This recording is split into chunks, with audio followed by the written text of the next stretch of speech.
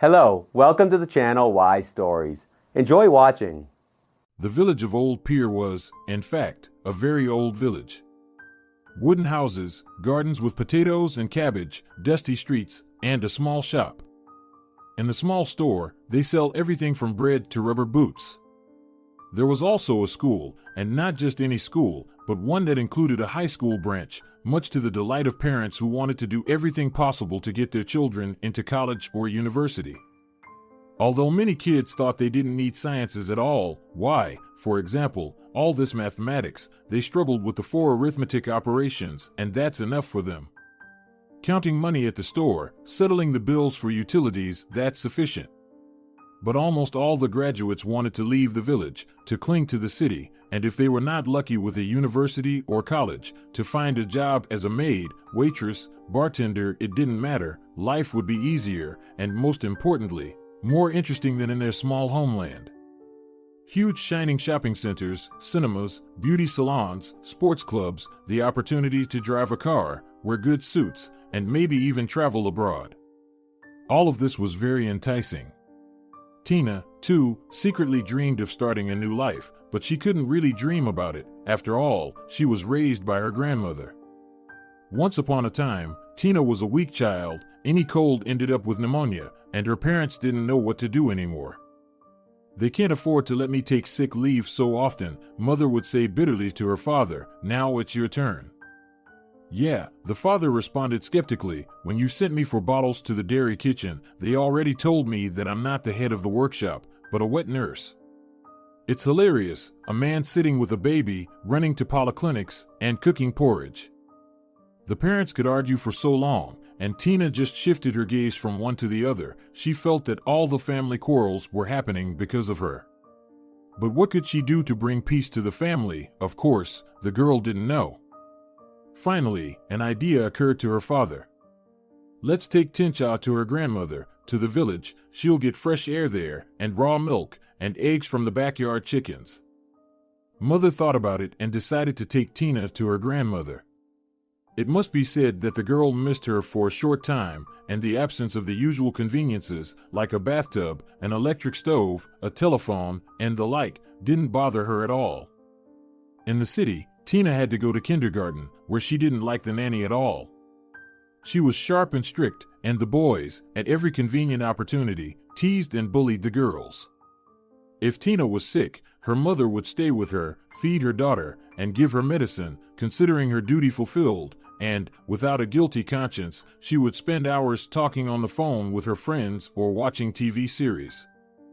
But her grandmother never forgot about her granddaughter. Later on, Tina realized what the love of a grandmother meant. It's when it's so cold at home in the morning that you don't want to get out from under the blanket, and the grandmother gets up at dawn, brings firewood, and heats up the stove. Tina wakes up, and it's already warm. She can get out of bed.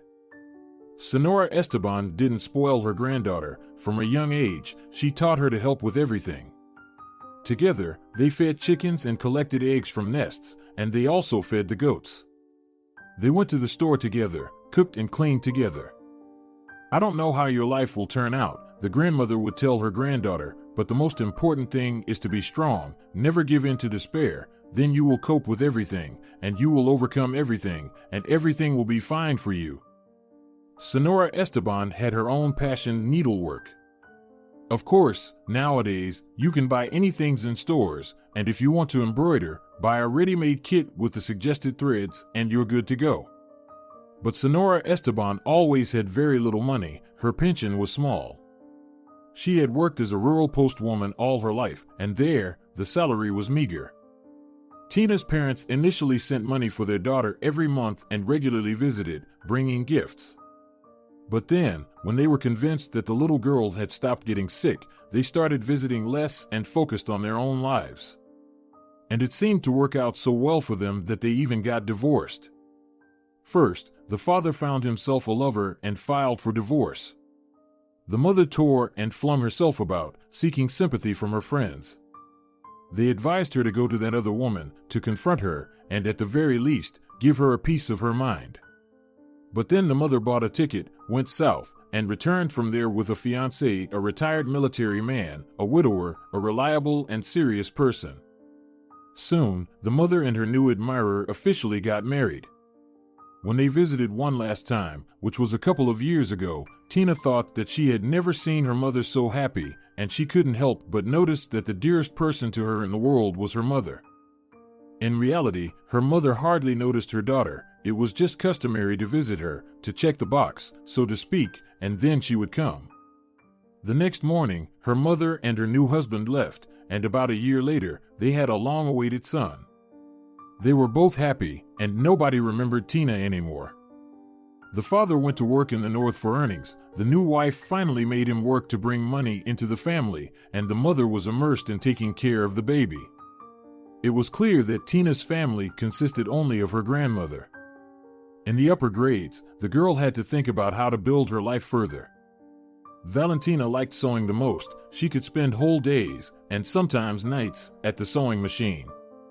At first, she sewed on Sonora Esteban's Indestructible Singer, and then the mother of her classmates sold her an electric machine for next to nothing, saying, "It's just collecting dust at my place, and you can use it."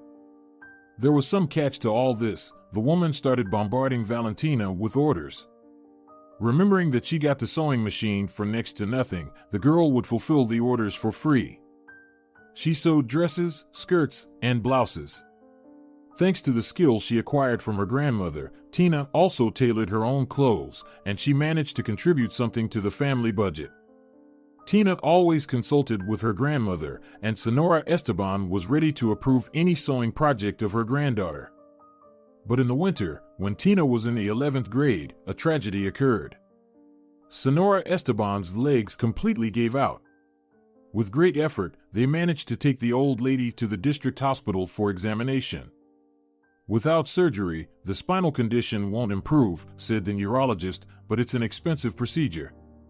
I can put you on the waiting list. Maybe your grandmother will manage to get a quota. In the meantime, you'll have to stay in bed, take painkillers and injections." Tina cried. She understood that she couldn't leave now to go study. She needed to be by her grandmother's side all the time. But how would she find work here? They needed money for medicines and doctors, too. Tina's graduation night was especially tough for her. Her classmates, who were already former classmates, talked excitedly about where they were going to study. Tina could only remain silent. The most important thing for her was for her grandmother to recover, even a little. And that would require a lot of effort and finding a job. Valentina was already thinking about sewing clothes and going to the district center once a week to sell her creations. But a few days after graduation night, the school cook, Rosa, came to Tina's home. "I found a job for us," she announced triumphantly right from the doorstep. "Where?" Tina was surprised. "Remember the house, that mansion that some eccentric built on the outskirts? It's been abandoned for years." "Yes, but some millionaire bought that house. He liked our region." "And what will he do here?" The girl continued to wonder. "He says he'll move his business here." "What kind of business does he have that he can easily move it to the middle of nowhere?" "He breeds purebred horses, and you know how great our nature is. The horses will have plenty of room here." "What does that have to do with us?" "Well, think about it, Tina. The estate needs to be cared, and this guy will need servants. I will go work for him as a cook, and you, as you call it now, will be a housemaid." "I won't be able to handle it." Tina was scared. "Businessmen are probably demanding people, and I've never had to keep such a large and luxurious house in order before." "Don't worry, just listen to how much he pays," and Rosa named a sum that made Tina sit down on the bed. "Don't be afraid. Are there many chores to attend to for one man? Cook some food, clean up the house.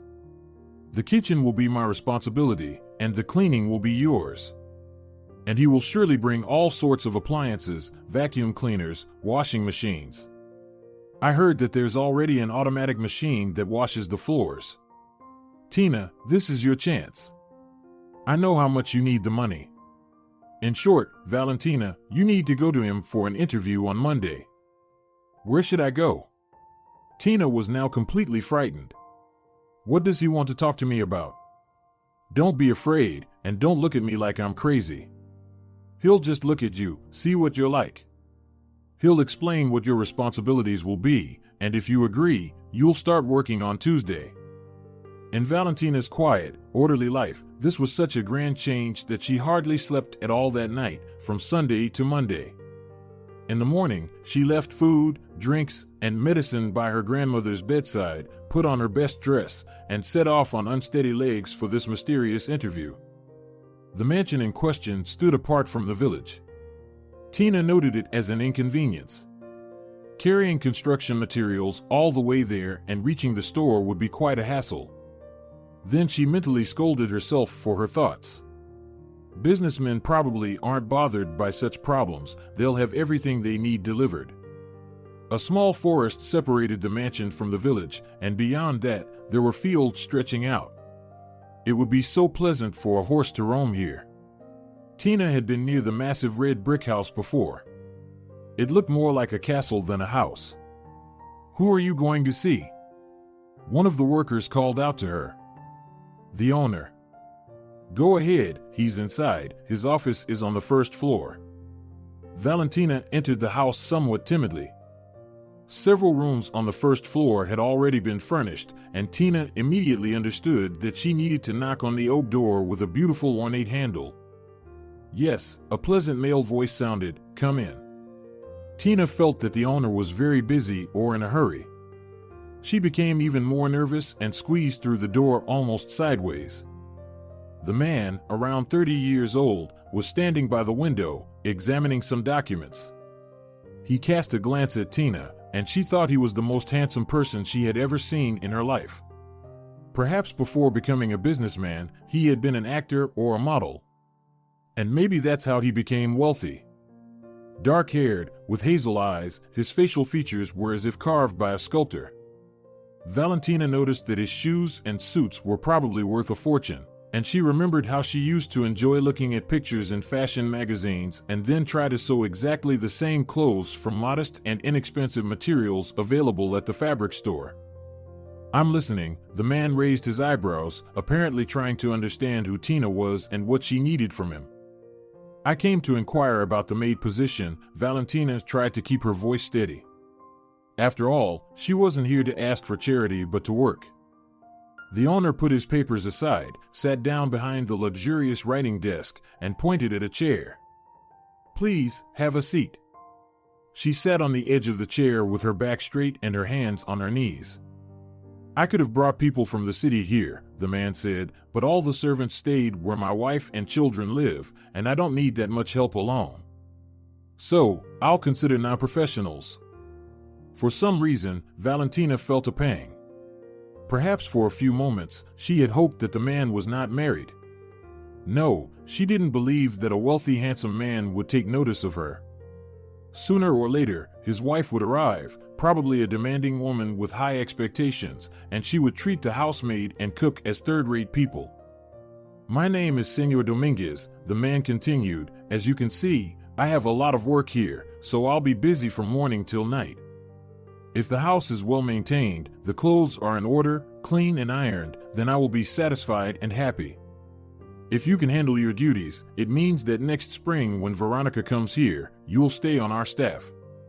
Tina involuntarily wanted to ask if he assumed that being a maid is the dream of her whole life. But she held back. If she could earn enough money to cure her grandmother, she wouldn't stay as a servant. She would enroll in college and then return to her hometown. Even if they paid her 5 times less there, at least she would be treated with respect. "You will be living here." Valentina explained that she couldn't leave her grandmother. After this, Senor Dominguez nodded approvingly and released her. As a parting note, he mentioned her salary once again, and Valentina returned home feeling elated. The interview wasn't as intimidating as she had feared, and she spent the day busily taking care of household chores. She even hummed quietly, which was a rare occurrence for her in a long time. The next day, at 7 in the morning, she was already at the mansion. Aunt Rosa fed her breakfast while sharing what she had learned. "Our owner is just a regular person, not pretentious at all. Yesterday, I made him croutons for breakfast and fried eggs. He thanked me for everything. Only when he tried the coffee, he wrinkled his nose and said, "Never make coffee for me again, Rosa, I'll brew it myself." He has a machine in his office that makes the exact kind of drink he likes. Valentina learned all of this and started taking the aromatic drink to her master herself. Senor Dominguez was straightforward in his dealings, never raising his voice, but he also praised the servants extremely rarely. Valentina didn't know if her master was pleased with her or not until, in passing, he mentioned that he would raise her salary next month. So, she had managed. Now Tina felt financially secure. However, her first paycheck disappeared instantly. She bought the medicines her doctor had been insisting on for her grandmother, and a gas boiler was installed at home, eliminating the need to deal with firewood. Although she had a significant amount of money, it vanished quickly. She couldn't even buy something for herself, but Tina knew that next month she would receive even more. Then she could start saving for her grandmother's operation and maybe buy herself a down jacket, or perhaps something she had never had but always desired. A fashionable handbag, for example, or cosmetics. After all, she was already 19, and she still didn't really know how to use makeup. One time, Valentina made a blunder. It wasn't entirely her fault. She was ironing Senor Dominguez's clothes. The iron was excellent, light, and emitted steam when needed. The pile of ironed laundry was growing, but when it came to a delicate batiste shirt, something suddenly clicked in the iron, crackled, and a light wisp of smoke appeared. The fine fabric smoldered. When Victor peeked into the room, Valentina was crying, covering her face with her hands. "My goodness," for the first time, his voice had a lively tone. "What happened?" Valentina, with her face red from embarrassment, held up the shirt with a hole in it. "It wasn't me," she sobbed. The iron suddenly sparked. She had no doubt that the owner wouldn't believe her. He would probably say that all his household appliances were top of the line, from the best brands, and never failed. So, there was no point in denying her guilt. "Well, there's no need to get so upset over some clothes. It's not worth it." Senor Dominguez crossed the room and embraced Valentina. "Calm down, it's burned, and that's it. Remember, you should never cry over such trifles in life. There will be more serious problems." Strangely, Valentina had always been afraid of the owner, trying to avoid him as much as possible when they crossed paths in the house, keeping her eyes down.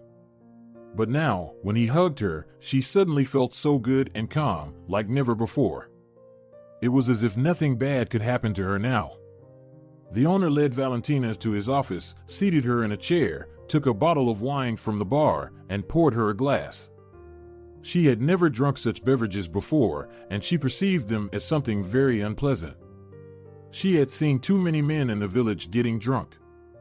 But Valentina took the glass, drank, and the owner began to tell her that the work was almost finished, and soon they would bring the horses. He was a very passionate man, capable of talking about his favorite business with enthusiasm. Valentina's eyes also lit up as she listened to him. "Can you ride a horse?" Victor asked.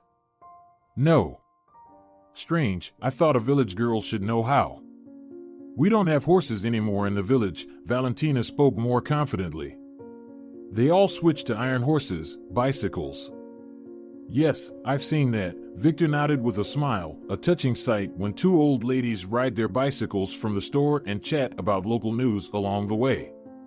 "But don't worry, I'll teach you. I have a few calm horses that are older and won't throw a child off." Starting from that day, Victor's and Valentina's relationship changed. Valentina could feel it. Firstly, she was no longer as afraid of her master as she used to be, although some shyness still lingered. Secondly, now when they met in the house, he always engaged in a conversation, and his tone was caring. It seemed like he genuinely wanted to help her settle in quickly and get used to things. Valentina even dared to ask something herself. "Time is passing by," she told Victor. "And what?" He didn't understand. "You are busy with the construction, and the land is idle, overgrown with weeds." Can I prepare a garden bed, plant some flowers? They might bloom before autumn. Of course, I'll tell one of the workers to prepare a garden bed for you. Digging yourself must be hard, I suppose. Nah, you shouldn't be worried, I'm used to it. Now, even though Tina rushed to her grandmother's after work, she still found time to do something that wasn't part of her direct duties. Senor Dominguez, whom Valentina began to simply call Victor in her thoughts, would invite her to have coffee together when he had a free moment and inquire about her life. Rosa, with her sharp rural woman's intuition, quickly noticed this. Tina, be careful, she warned the girl. About what? Valentina didn't understand. Well, nowadays, girls just live with men without expecting to get married. If the man is wealthy, they have an apartment, a car, and fancy clothes even without marriage. But you are a decent girl, and there's no hope for anything from our owner. He has a wife and kids. And I've heard that nowadays, it's common for them to have their entire estate registered in wife's names. So, he won't get divorced. And if you decide to stay in our village, you don't need such a reputation. Aunt Rosa, what are you talking about? I've never. It's not my business, but I have to warn you, the worldly wise cook continued, I can see that you also like him. Your voice even changes when he's around. So gentle, and Victor looks at you like a cat. Tina felt so hurt that tears welled up. I've never even thought of that, the girl insisted. I understand who I am and who he is. I spend the whole day with a mop and a vacuum cleaner. Don't belittle yourself. God willing, you'll meet a good guy and get married. But if you mess up your destiny now, you'll feel like you've been dragged through the mud. And Victor will just step over you and move on without looking back. Rosa sighed and began clearing the table. She didn't want to upset the girl, whom she liked, but the woman genuinely believed that she needed to warn the inexperienced Tina against making an easy mistake. For several days after that, Valentina avoided any conversations with the owner, limiting herself to short yes and no answers.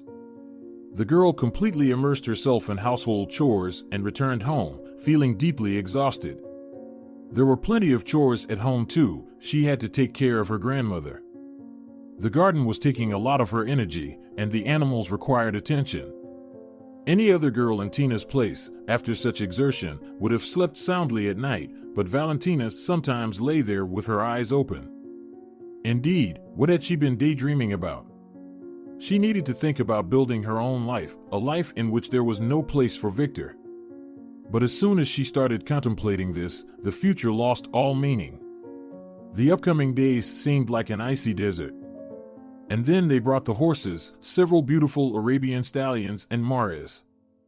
It was expected that the others would arrive later, once the large stable was completed. Tina was sure she had never seen more beautiful animals. She was particularly fond of a petite white mare.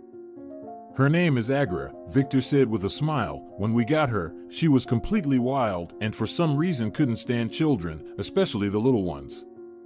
Once, some friends with a 2-year-old daughter came to visit me, and while we were talking to her parents, the little girl somehow sneaked into the stable to the horse.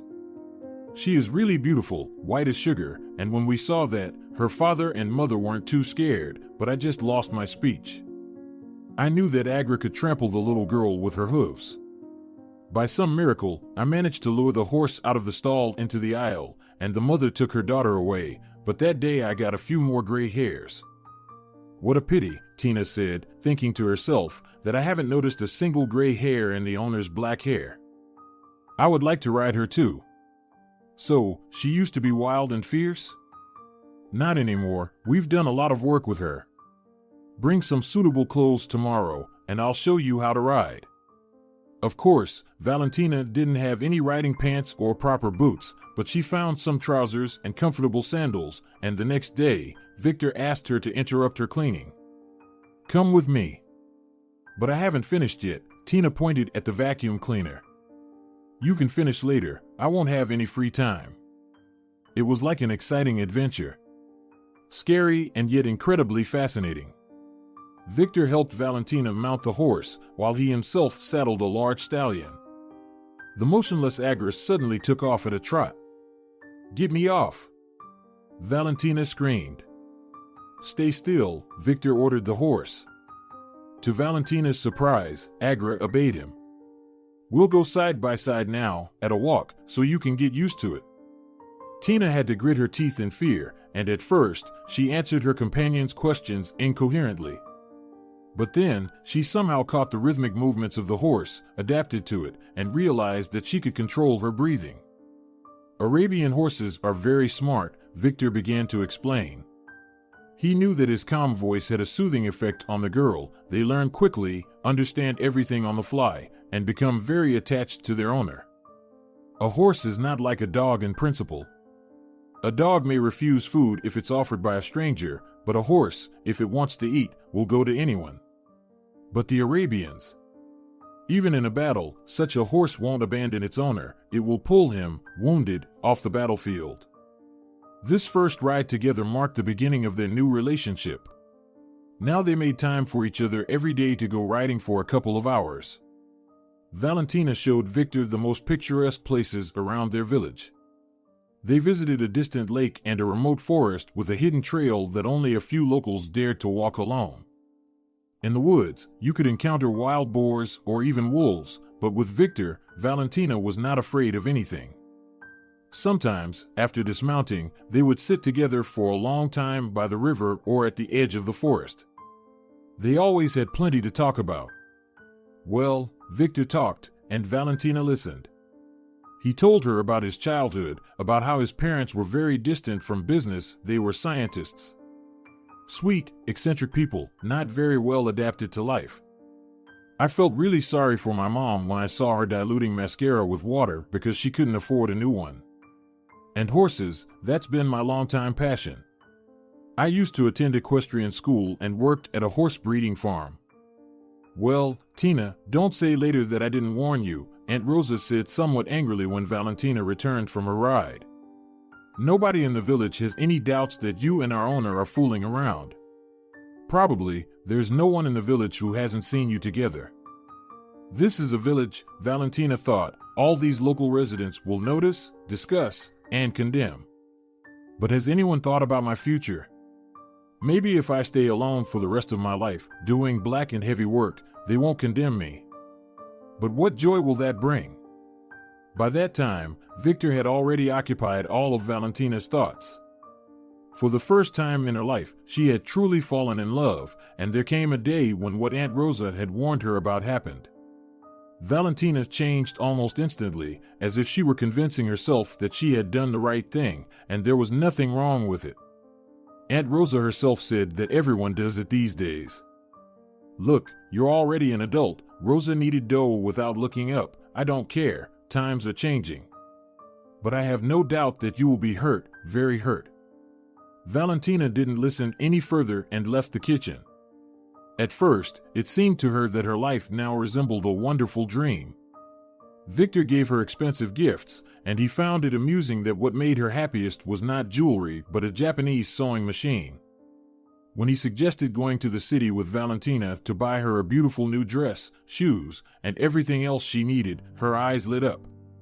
"Let's buy different fabrics instead, and I'll sew it myself. I'm better at it."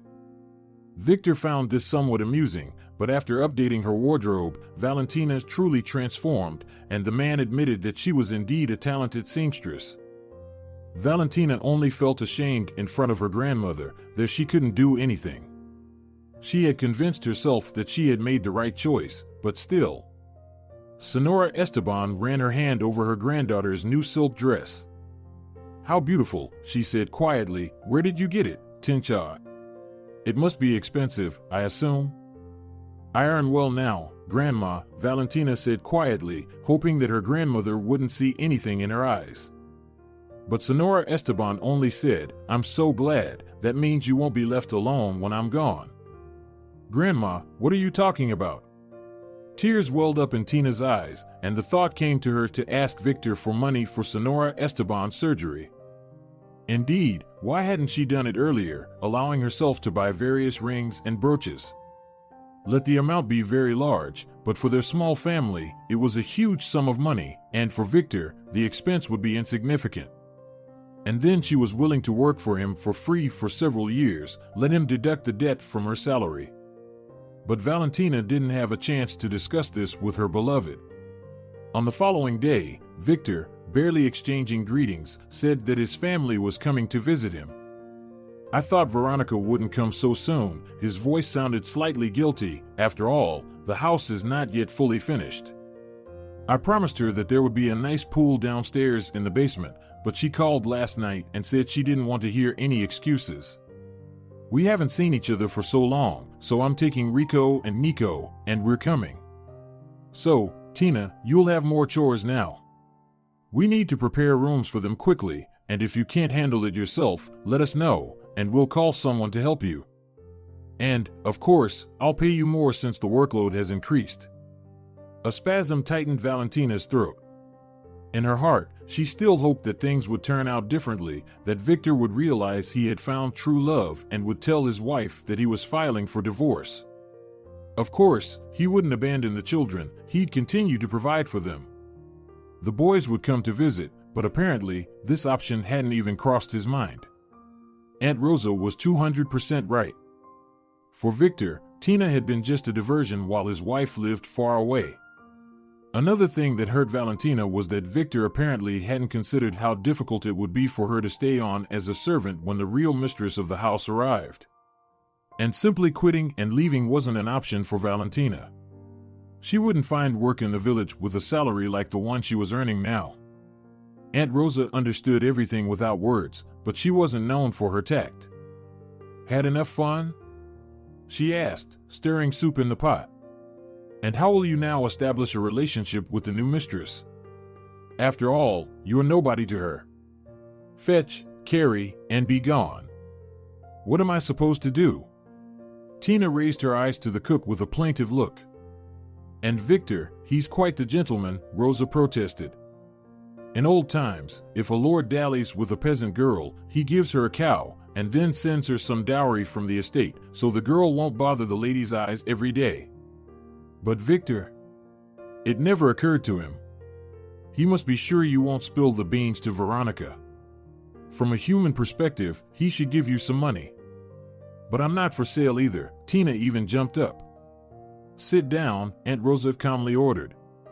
What will you do the operation on your grandmother with? How is she, by the way? Badly, she's getting weaker all the time. She hasn't been able to get up for a long time.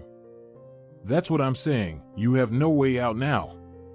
You're working unofficially, the bank won't give you a loan, so all you can do, poor thing, is save every penny from your salary.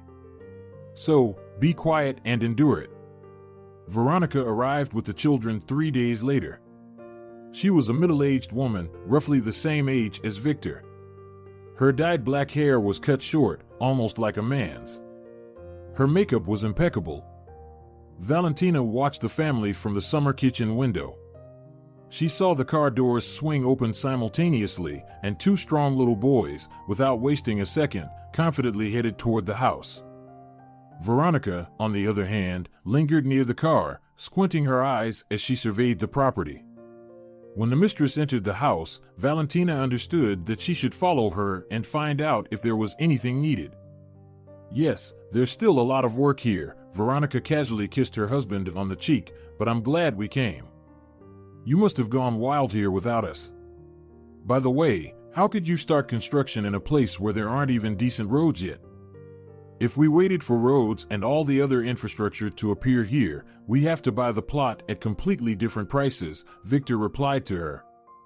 The woman cast a fleeting glance at Valentina and instantly recognized who she was, without a doubt. Carry the bags from the car to the rooms, she said. It seemed that Veronica was addressing the girl with no disgust, but behind this politeness was emptiness. To her, Tina truly was nobody, an empty space. There were many bags of luggage, and almost all of them were heavy. Valentina carried them one by one. Put the things from this bag to the wardrobe, but don't touch the rest, Veronica ordered her. Tomorrow Marina and Natalia will come, and they'll take care of everything. Valentina understood that she was talking about maids. The hostess wouldn't entrust her own clothes and expensive outfits to just anyone's hands. This day felt unusually long for Tina. Victor now smiled politely when he met her in the hallway, but he walked past her in silence, not bringing up any topics or making any promises. The boys were running around the house, and Tina remembered how her grandmother had raised her, with countless prohibitions. Behave quietly, Senora Esteban used to say. Don't run around, don't misbehave. If you need something, ask for it, ask for permission. But these kids didn't follow any rules. They swung open room doors, chased each other with laughter, bombarded their father with questions about where and when he would take them. They didn't want to eat the food Aunt Rosa had prepared, and even the new mistress pursed her lips at the sight of the dishes laid out on the table. Is the market far from here? She asked her husband. We have traders come to the square twice a week, Aunt Rosa began to explain eagerly. I'm not asking you, the mistress said sharply to her with a frigid tone. Victor immediately understood his wife. By car, an hour and a half, he said, and it was clear that he was referring to the city market. I think by the end of the week, you'll be free, Veronica told Aunt Rosa. Our cook will arrive. In the evening, both Tina and Rosa returned to the village in silence, with heavy hearts. Aunt Rosa had also counted on this job and suddenly lost it. The old saying, though still true, sighed. We've never had money before and we've always been happy. The next day, indeed, two lively city girls arrived. They barely noticed Tina and only approached her when they needed to ask where a particular item was. Marina and Natalia chattered incessantly between themselves but fell silent in the presence of the mistress. It was evident that they knew all her habits, when to prepare a bath, how to hang and arrange clothes, when to bring the first cup of coffee to her bedroom in the morning. By the end of the week, the staff of servants had expanded. The cook and a plump middle-aged woman, whose duty was to look after the boys, had arrived. Valentina, meanwhile, felt like her whole world had collapsed. She had to force herself every morning to walk the familiar path to the mansion. And how easy it used to be for her. Along this path, she used to walk, almost run, but now, when she arrived at the master's house, she didn't know what to do.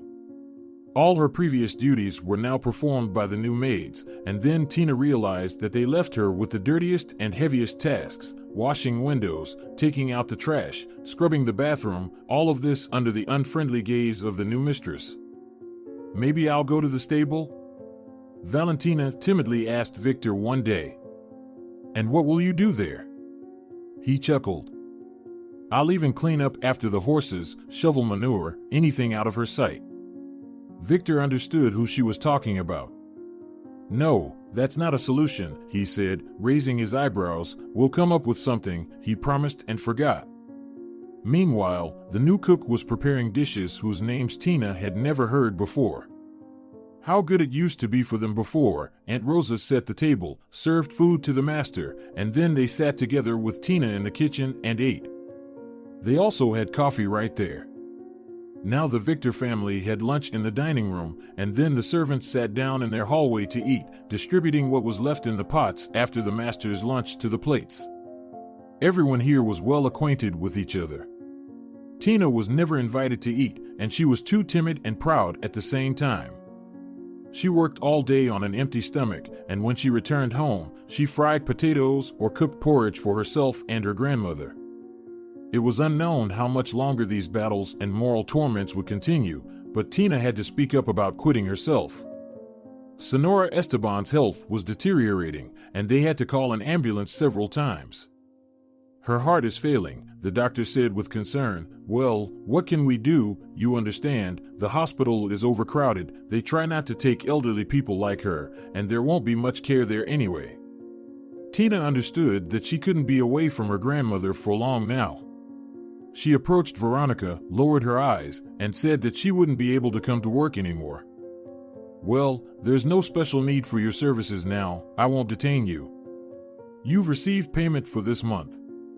Or do we still owe you something? Tina blushed, shook her head, and hastily said goodbye, hurrying away like a fool. She was sure that Victor would be upset that she was leaving and would try to arrange something to see her, even occasionally, but the master did not make himself known. In the following days, Valentina had a hard time. Senora Esteban was dying, and it was clear to everyone already. The old lady withdrew into herself, lay silently without words, staring at one spot. She no longer ate anything and even refused water. Neighbors and acquaintances tried to prepare Tina for the fact that she would soon be alone, but the girl just couldn't understand it, and it seemed that everything could still be fixed, and Senora Esteban would get better. Grandmother died at night, and at dawn, when Valentina woke up, she realized that it had happened a few hours ago. Then there were the funeral and memorial services. Immersed in grief, Tina couldn't think about anything except her grandmother. And when 9 days had passed, Valentina realized that she was pregnant. In the past, she would have hurried to tell her beloved about it, but now she had somehow grown up abruptly, and she had no doubt that Victor would not perceive this as a pleasant surprise. At best, he would give her money to have an abortion. Staying in the family home had become unbearable for the girl. Her grandmother seemed to haunt every corner. She would hear her cough, imagine the old woman calling her, or find herself briefly contemplating what to cook for Senora Esteban's dinner. Tina felt like she was going crazy, and on top of that, if she stayed in the village, she would be the subject of gossip on every corner. Someone would say that it served her right. In short, for the whole village, Valentina's fate would become something like a Brazilian show. And the girl decided to leave for the city. She understood that she was unlikely to find buyers for the old house, except perhaps to request a very symbolic price. But putting up for sale the family's home, where everything still breathed of her grandmother, seemed sacrilegious to Tina.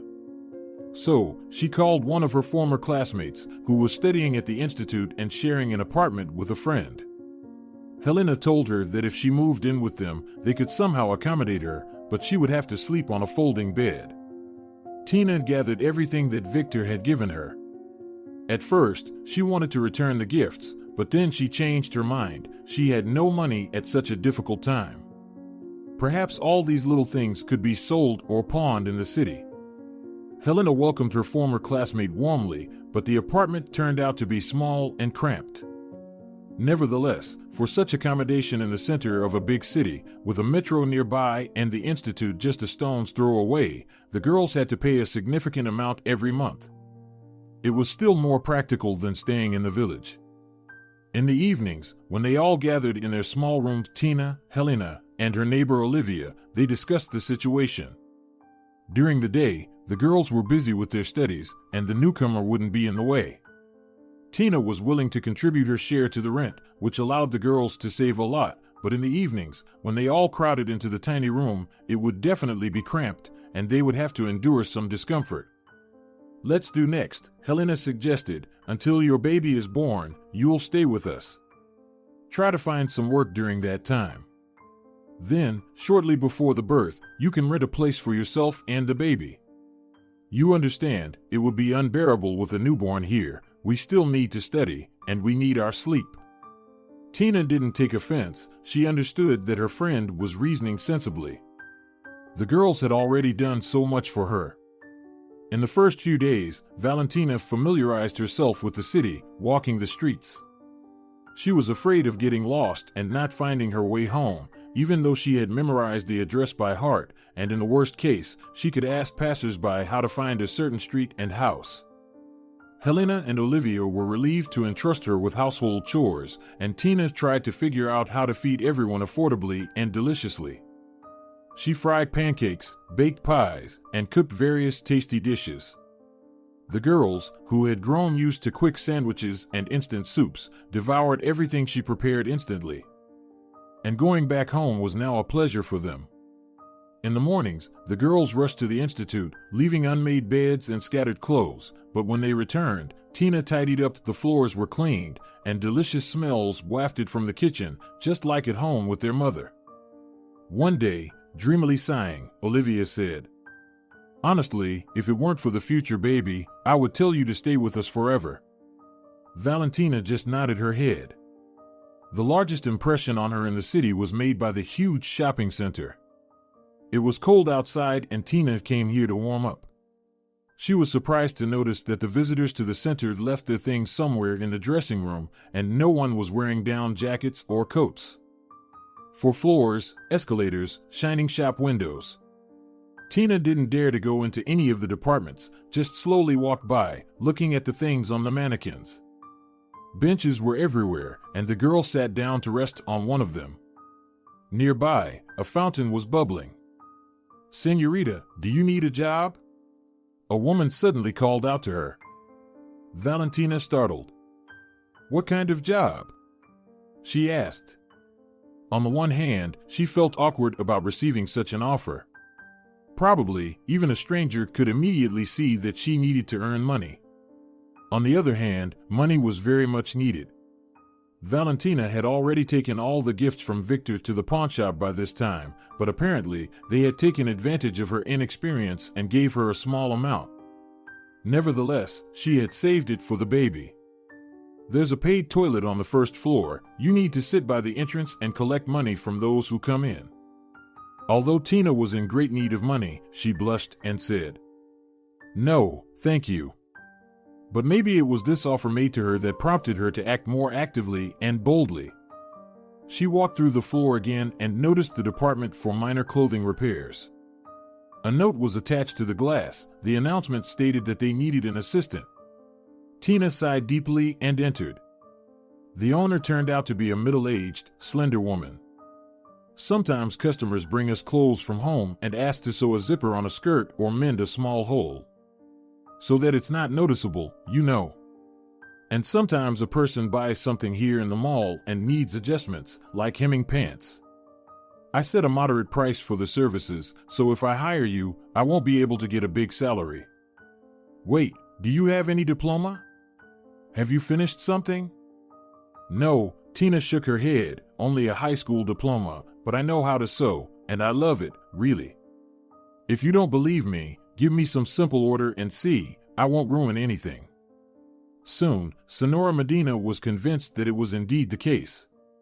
Valentina could be trusted with any work, she did it skillfully. "You're a real find for me," Senora Medina admitted, "because I sat here all day. There are many orders, everyone needs them urgently, it's impossible to leave, and I also need to help my daughter with her grandson."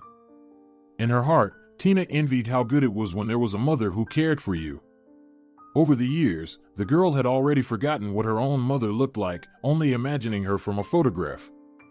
The address book with the addresses and phone numbers of her parents was left at her grandmother's house. Tina didn't even think about taking it with her. The thought that her parents could help her never crossed her mind. Senora Medina didn't deceive the girl, she paid her regularly.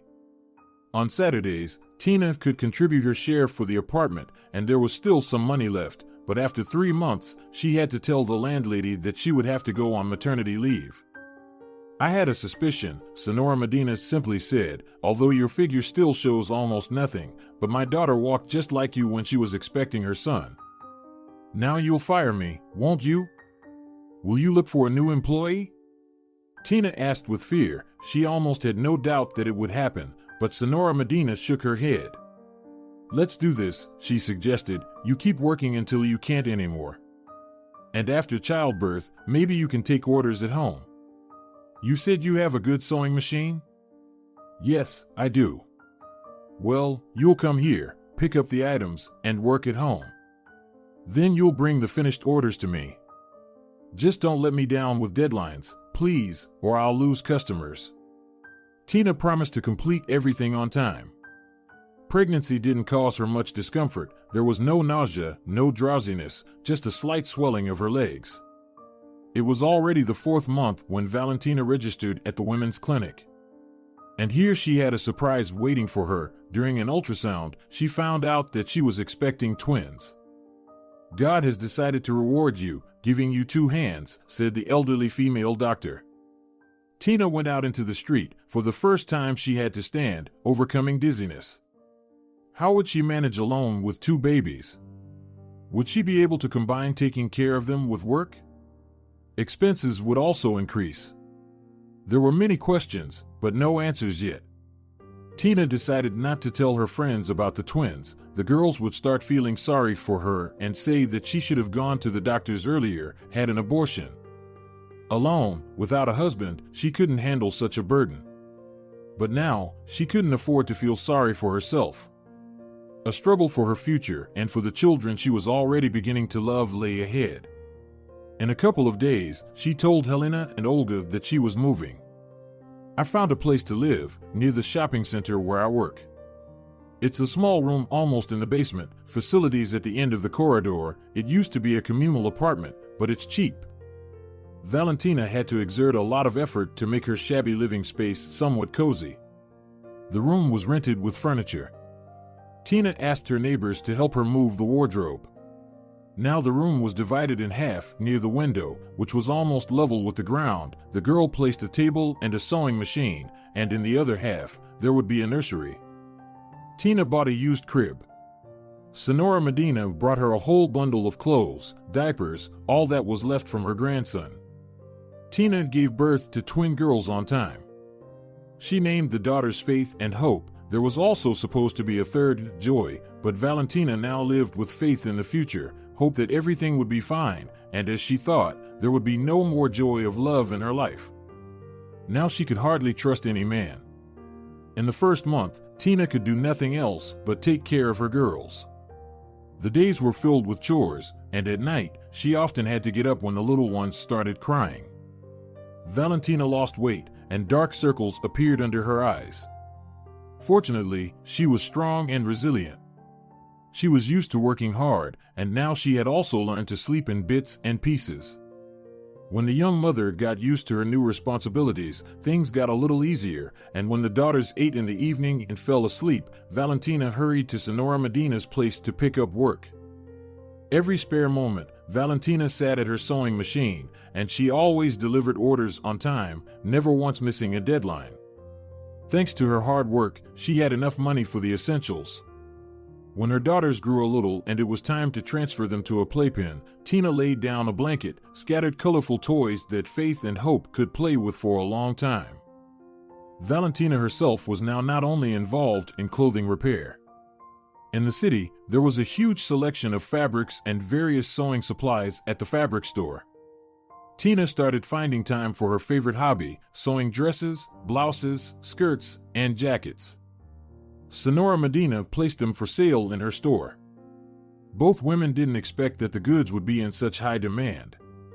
Well-sewn, high-quality items quickly found their buyers. Valentina worked on new designs.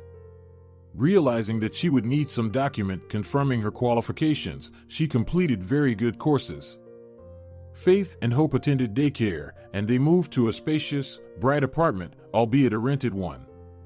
But Valentina began to think about eventually getting a mortgage. Now she had her own little shop, or rather she and Senora Medina rented it together, and they had to hire a few more girls. The two women themselves couldn't handle the increased flow of customers. One day, Valentina received a call from an unknown number, but she recognized the female voice immediately. "Aunt Rosa, is it really you?" Tina was surprised and delighted. "Tincha, I had a hard time finding you. I came to the city for a medical examination, and I had to ask your friend's mother for her phone number first, and then Helena gave me yours. Aunt Rosa, do you have a place to stay? In a couple of days, they'll put me in the hospital. I hope it's nothing serious. Let's go to my place for now. There will definitely be room." It turned out that Aunt Rosa was waiting for a place at the eye hospital. The doctors promised to help her. Valentina met the woman at the bus stop, and they embraced. Tina knew that she wouldn't have to explain anything to her.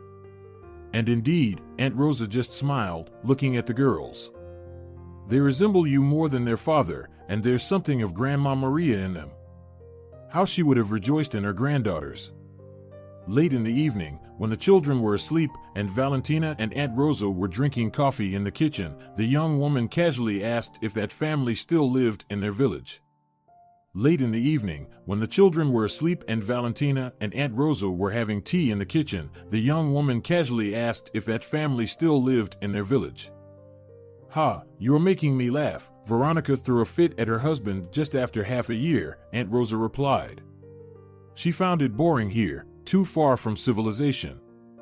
It smelled like manure. He tried to persuade her, But then, as I heard, a terrible quarrel broke out, and Veronica sold everything to the house, the business. It was all in her name, after all. They left us. The mansion stood empty for a long time. No buyer could be found. Eventually, a wealthy man bought it, all of that property. But he only comes in the summer, like to a summer house. And did they, Valentina's voice quivered, did they move to the city? I heard that they divorced, and Veronica got married again. She's still young, wealthy, she found a new husband like herself, and Victor had to start from scratch.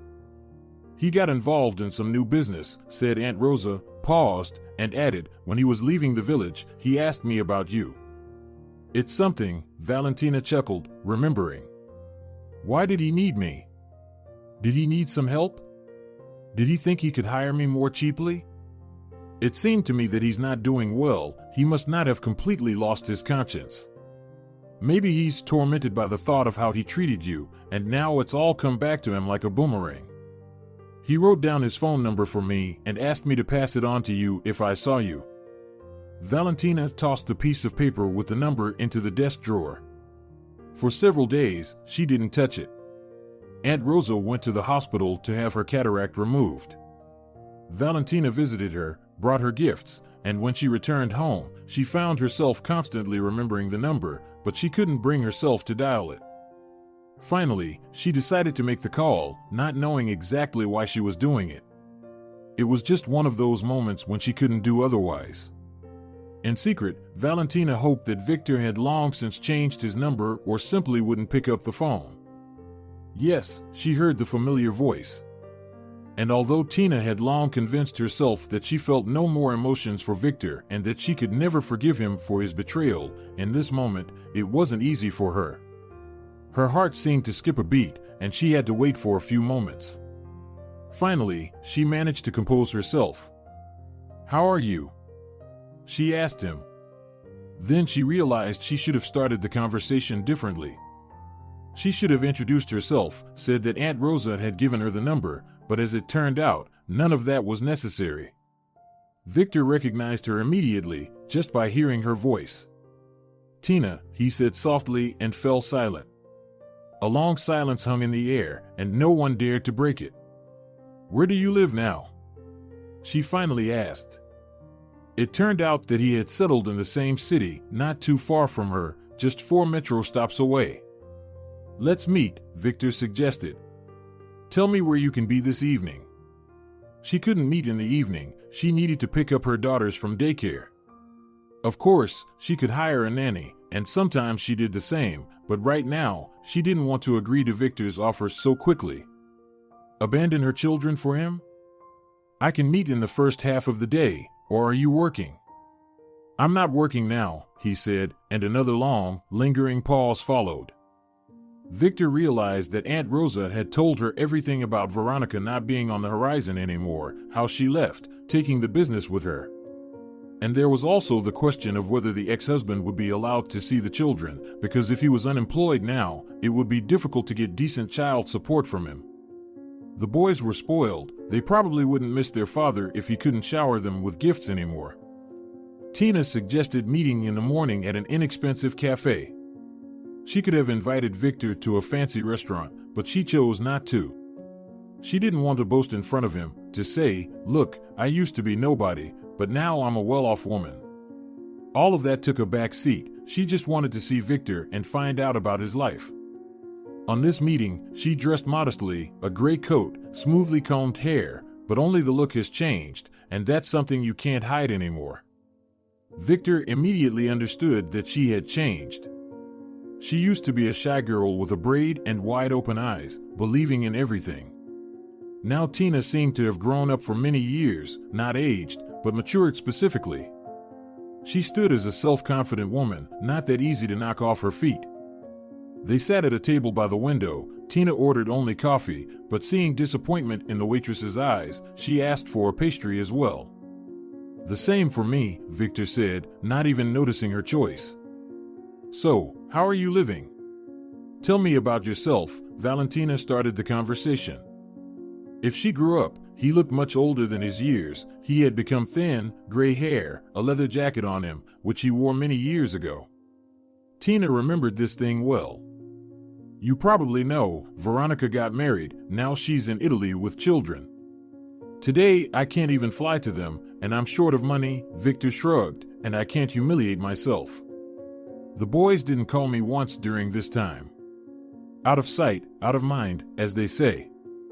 So, did your wife leave you with nothing? Almost nothing. Probably should have taken precautions, written something in my name, but who would have thought it would turn out like this? No, she didn't throw me out onto the street. I bought a one-room apartment. So, what do you think you're going to do now? Probably need to start over, but somehow, Victor rubbed his forehead. This blow was truly unexpected for me. I got a job, but didn't last long. I can't concentrate on anything. My hands drop. Well, it's all a boring topic. Tell me more about yourself. I decided to move to the city. It happened that way, Veronica said quietly. But I see you're doing well. You look like, he searched for words, a real lady. I'm glad, very glad. I've been troubled a lot by how everything ended between us, how we parted. Well, we actually didn't part at all, Valentina said quietly. There were no scenes, no explanations, no promises. You just put a cross on me, that's all. The wife came, which means the maid who entertained you in her absence should be crossed out. Victor was silent. Yes, I went to the city to do what I love. In the village, I wouldn't have succeeded. I would have just buried my abilities in the ground. And to you, I'll say, fight. I saw how passionate you were about horses. You're unlikely to find yourself if you deviate from this path. Sell the apartment, buy a house outside the city, roll up your sleeves, and start over. Only then will you stay a human. You know, perhaps you're right, Victor said slowly. You can't change who you are. I always thought you were clever, and now you've found the right words. Since then, they kept in touch. Soon Valentina learned that Victor had followed her advice. He sold his apartment for a good price and bought a small house in a nearby village. Now he couldn't afford to have servants anymore, and he had to work a lot himself, but when he called Tina, his voice sounded completely different.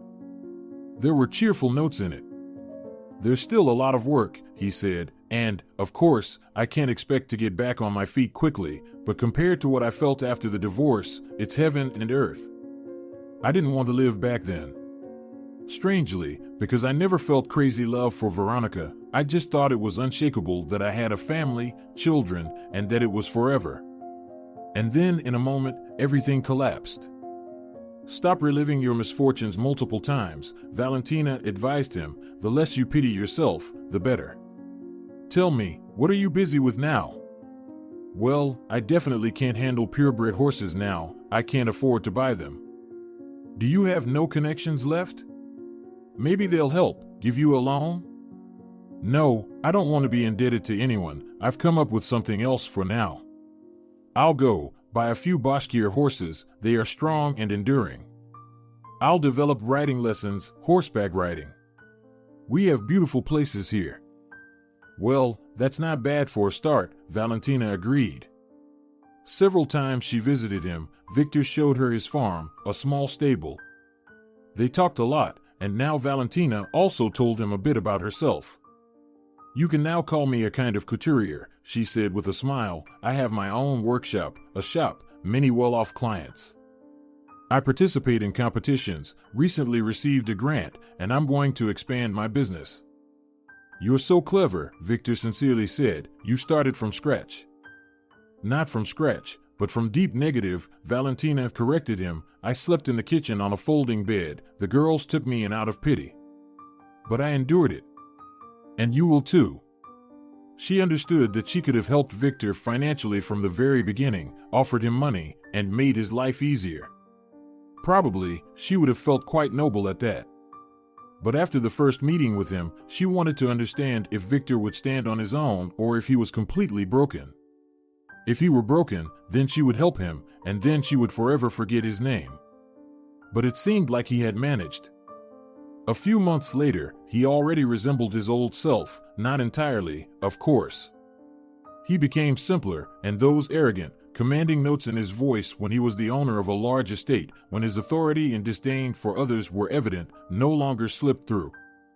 Now Victor and Valentina were getting to know each other again, and their relationship became more trusting, more friendly. Tina herself sometimes caught herself wanting to call Victor in the evenings and tell him about her day, ask him for advice. "Tincha, my birthday is coming up soon," Victor said to her one day. "I remember," she smiled. "Really?" he sincerely exclaimed. "Well, in that case, I'd like to invite you over. Let's have a picnic, and if you're busy, we can reschedule. You can come whenever you have free time. I'm not offering kebabs, it's somehow cliché. Everywhere you look, everyone's inviting you for kebabs. I have this guy helping me here, and I know he makes pilaf skillfully. We'll sit, drink young wine, and gaze at the stars. You probably haven't seen the Big Dipper in a long time. Probably 1,000 years, Tina laughed. So, I'll be expecting you, Victor replied happily. Valentina told her daughters that they would spend the weekend with someone she really wanted them to meet. This person was celebrating his birthday. What should we give him? Veronica asked with interest.